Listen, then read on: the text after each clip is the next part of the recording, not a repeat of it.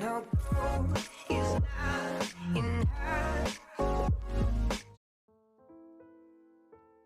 Yo guys, Mystic here, and today I'm going to be telling you the best 5 weapons in 7 Days to Die Alpha 19. So we've got a lot of information to cover, so let's get straight into it. Okay, so for our first weapon here, we have the melee weapon, the Steel Club. Now this is the best melee weapon in 7 Days to Die, mostly because of its high damage output and its low stamina usage. So with this weapon you're going to be smashing through foes left, right and centre with your power attacks and keeping your stamina at a maximum. You will not be running out. So the mods that you can use on the Steel Club to make it a lot better are, we have 3 grip mods, 3 mods purely for damage, and then 3 accessories kind of. So for the grips we have the fortifying grip, the ergonomic and the structural brace. So out of these 3 I will be using, and the best one I think that is worth it is the ergonomic grip, which decreases melee stamina usage by 10%. Next, out of the damage mods we have the barbed wire, the metal spikes and the metal chain.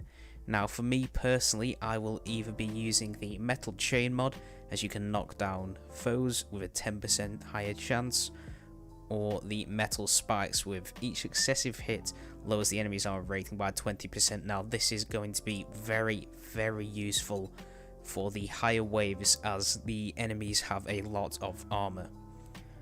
And finally, out of the 3 accessories, you can use all 3 of these on the club if you want.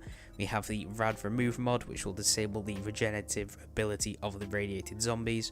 I don't think it's too useful. Then we have the burning shaft mod, which sets the zombies on fire, so it does damage over time. This is one of the good ones.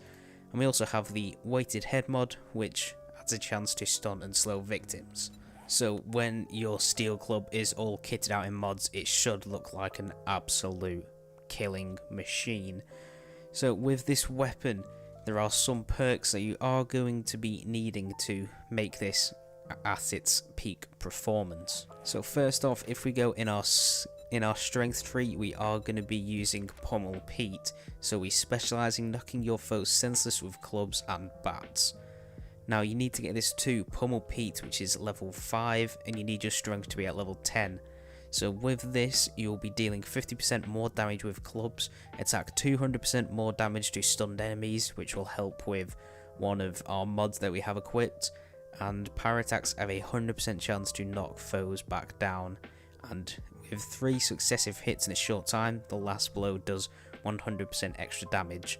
So when you have this all the way maxed out and you have your stamina fully maxed out, and we'll get onto that with the next perk, this is going to be killing every zombie that you hit. So next up for the club, we are going to be going into our strength tree again, and we're going to be needing Sexual Tyrannosaurus. Now you'll need to be having your strength at level 7 to get this to maxed out, and with this maxed out you'll reduce your melee and tool stamina usage by 25% and power attacks by 50%, and killing blows grant 30 stamina. Now with this weapon already having a really low stamina usage, this is absolutely perfect, as you will not run out of stamina one bit, so this is why this is the best weapon. Now an honourable mention does go to the Steel Sledgehammer, as that is probably the second best weapon in the game. You can either go for this or the club, but in my personal opinion I think this just uses a lot more stamina, and it doesn't do too much more damage compared to what your stamina usage is going to say, and you are doing attacks much shorter, because if we do a power attack here, that uses 80 stamina. Now if you do have your perks all the way up, it will be cut short, but I just feel like you run out of stamina a lot more when using this weapon. Okay, so next up for the first gun on our list, we have the Desert Vulture. Now the Desert Vulture is the most powerful pistol in game, using the Magnum rounds. And as you can see, with its high damage of 100, because you can actually get this to 100, it absolutely decimates zombies if you get that headshot multiplier. So with the Magnum, or the 44 Desert Vulture should I say, there are quite a lot of mods that you can use, and this is what I'd go for. Okay, so first off, with the pistol only able to carry 8 rounds, we are going to use the magazine extender mod, which will get 5 more bullets in your mag, increasing it to 13, so you will not have to be reloading as much, making you able to kill a lot more zombies. Next, we're going to be using the barrel extender mod. Now, this is one of the best mods for the guns, as it increases your damage, range, and aimed accuracy. But when the weapon is fired from the hip, you cannot use it. But with this deagle here, you're not going to be firing from the hip. You're literally just going to be aiming down sights, aiming for the head every time, and this just increases everything so much more that it does not matter. Next, we are going to be using either, this is just in your opinion, we're going to be using either the 2-stock, the 2x scope, or the reflex sight mod. Now, I actually prefer the reflex sights, that is what I'll be going for, but you can either swap this out with that or the 2x, it really does not matter. And finally, for the last accessory, you can either be using the rad extender mod, or you can be using either of these full auto mods, the trigger group mods. Now, if you do use these trigger groups, you have to be wary that it will lose a lot more ammo, but it increases the fire rate and it slightly increases the recoil. But with this weapon, you just need to control it. So let's test this recoil out. Okay, so we've got our targets here, we've got the burst mod on, and look at that. So as you can see, if you just fire from the hip, there is a lot of recoil, but that is a thing that you need to, when you shoot, you just need to wait a second, go back in, aim for the headshot. It's not about just firing it into the masses, because we just want to be hitting that bullseye every time. Okay, and then if we go into our agility tree, the perk that you are going to be using to increase this damage is the gunslinger perk.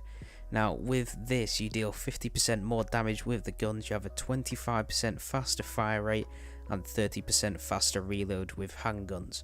And you have critical damage, which, after 3 successive hits in a short time, the last shot does 100% extra damage. So with this, if you hit 3 in a row, that 4th shot is 100% going to kill a zombie if you hit it in the head. So if you are going to be using the pistols, make sure to get your agility to level 10 so you can get your gunslinger all the way up. Okay, so next up we have the SMG5, which is it is the fastest firing gun in the game. Now with this, you are going to be spraying into the hordes and absolutely decimating their health.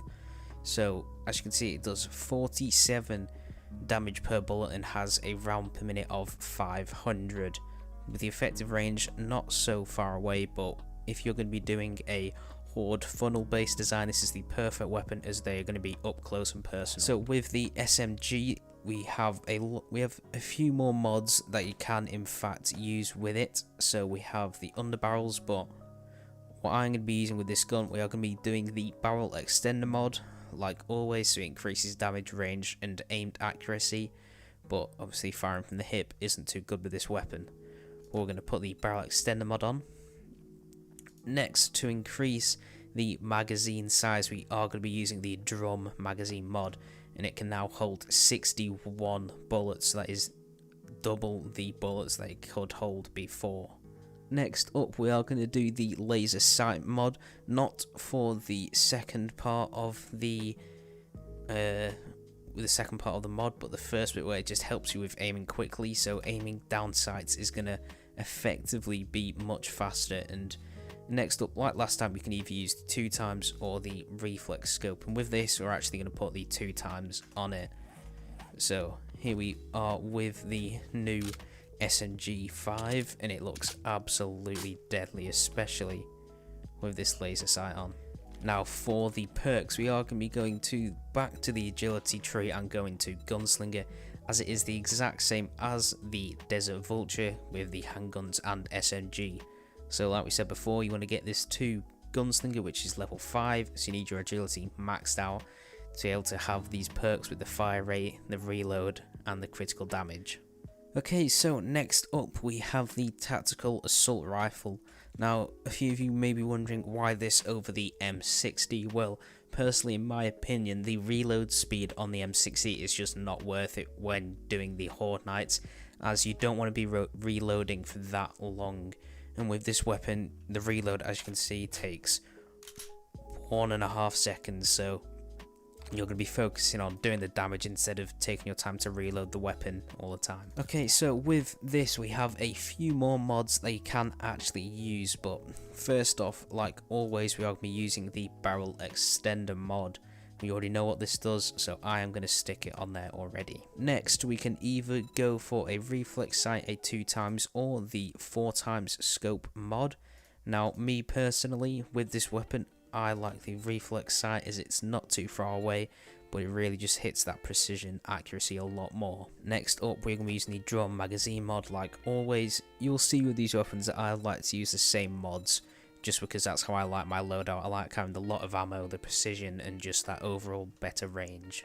And finally, with this assault rifle, we are actually going to be using the bipod mod, which increases accuracy and handling when aiming down sights, which is what you're normally going to be doing with this weapon. Now, as you can see, this weapon has a huge magazine size, 76 damage per bullet, and a really fast fire rate. That is why I choose this over the M60 any day. So if we look at it now, you can easily hit precision shots, and you don't need to be worrying about your reload like with the M60. And last but certainly not least, we have the auto shotgun. Now, in my personal opinion, I think this is the best horde killing weapon when you are up close to the zombies. As we can see here, it has a huge damage output with not a slow round per minute, but it is a shotgun, so it's not going to be too fast.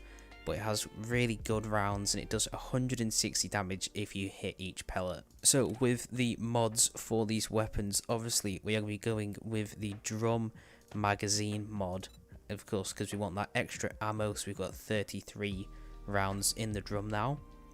Next, we're going to be going with the laser sight mod, as we are going to be firing from the hip with this weapon mainly. It is a shotgun, so we're not focusing on just hitting the head, focusing on just hitting as many pellets as possible. Next up, we're going to be using the shotgun choke mod, as this actually tightens the shotgun spread, so it's less spread out. It's in one clean hit, so you're going to most likely hit more pellets, which equals you doing more damage to the zombies. And next up, we are going to be using the foregrip mod, as this just improves your handling and accuracy when firing from the hip. Now, as you can see, we are doing 21 damage per pellet, so we can actually do 210 damage per hit with this weapon, and it is just an absolute monster, as you can just tear through hordes with this gun. Okay, so I hope you did enjoy that list of the top 5 best weapons in 7 Days to Die. This has been Mystic, and if you've enjoyed this video, please leave a like down below and subscribe if you're new here, and I'll see you in the next one. Peace.